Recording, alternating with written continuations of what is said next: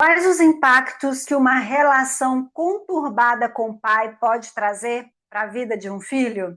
A partir de uma longa carta escrita por Franz Kafka ao seu pai em 1919, podemos perceber que essas marcas elas são profundas, duradouras e complexas. Essa foi a minha leitura durante o carnaval. Carta ao pai. Eu sou a Tatiana Ávila e nesse vídeo eu trago a análise desta obra sobre a luz do trauma da psicanálise e do eneagrama. Então vem comigo que tem coisa muito profunda e necessária aqui. O texto é um texto que é forte. A escrita ela é intensa, atravessada por raiva, culpa, medo e também amor. A sensação é de estar folheando um diário íntimo. Kafka, ele expõe as suas feridas como quem tenta romper uma longa sequência de silêncios. A carta, ela vai começar assim. Você me perguntou recentemente por que eu afirmo ter medo de você. E já nessa primeira linha, a gente percebe algo aqui essencial. O medo não é simples, ele é difuso, cheio de detalhes, difícil de organizar.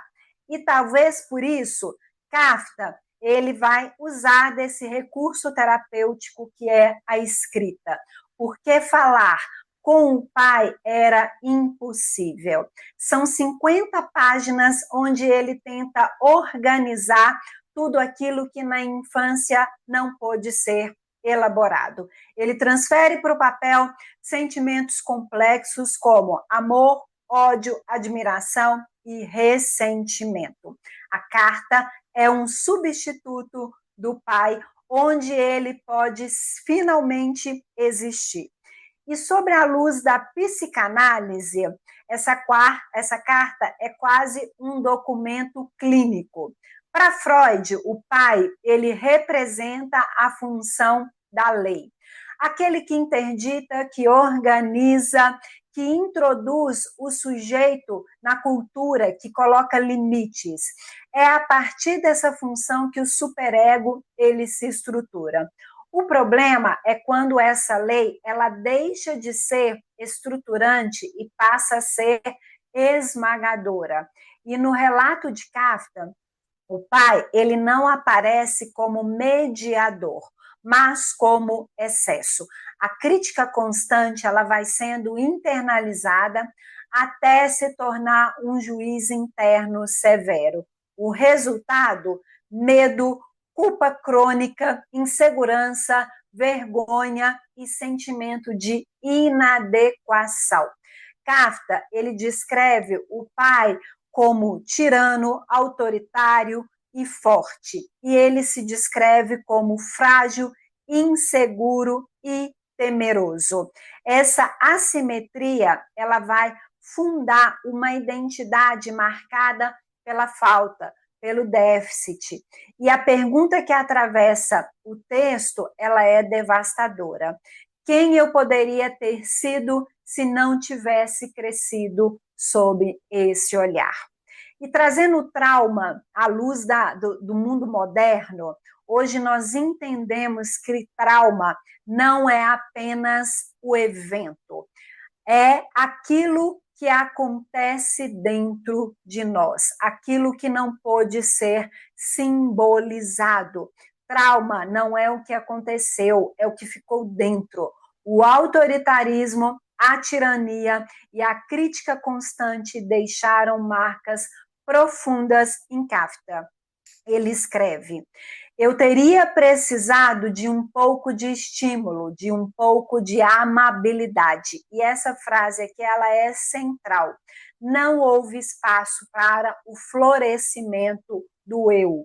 Houve adaptação ao medo. E ele se descreve como inseguro, como medroso, com uma sensação de inadequação crônica. E isso é muito típico de traumas relacionais. Aqueles que acontecem dentro do vínculo. Não é violência explícita, é o desamparo repetido. E sobre a luz do eneagrama, nós compreendemos algo muito importante. O trauma, ele não cria o tipo, mas ele pode cristalizar e endurecer a estratégia de sobrevivência daquele tipo.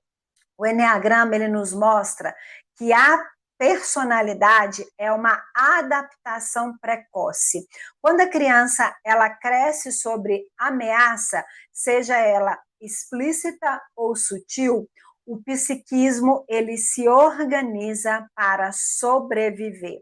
Não se trata aqui da gente trazer qual é o tipo do Kafka. Eu poderia até trazer isso para vocês, mas não vou entrar nessa questão, porque o ponto aqui é a gente entender como o medo e a vergonha moldam uma estrutura defensiva.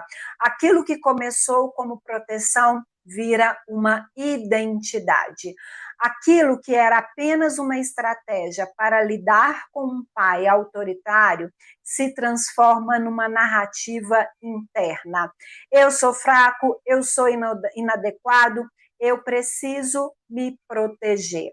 E no Enneagrama, isso é a fixação se consolidando.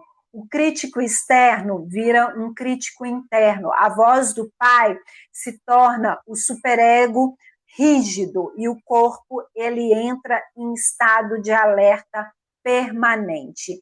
E aqui está algo muito atual, algo que eu vejo constantemente no meio corporativo. Muitas lideranças ainda operam a partir do medo, da cobrança excessiva, da crítica desmedida. E muitos profissionais vivem sob tensão constante, com medo de errar, de decepcionar, de não serem suficientes. O ambiente corporativo frequentemente reencena essa dinâmica pai e filho. O líder com autoridade inquestionável, o colaborador como aquele que busca aprovação. Quando existe um trauma relacional na base, a pessoa ela entra em hipervigilância e ela reage automaticamente, muitas vezes sem consciência. E no Enneagrama, nós falamos que ela está identificada com a sua estratégia. Ela não age, ela reage, ela não escolhe, ela repete.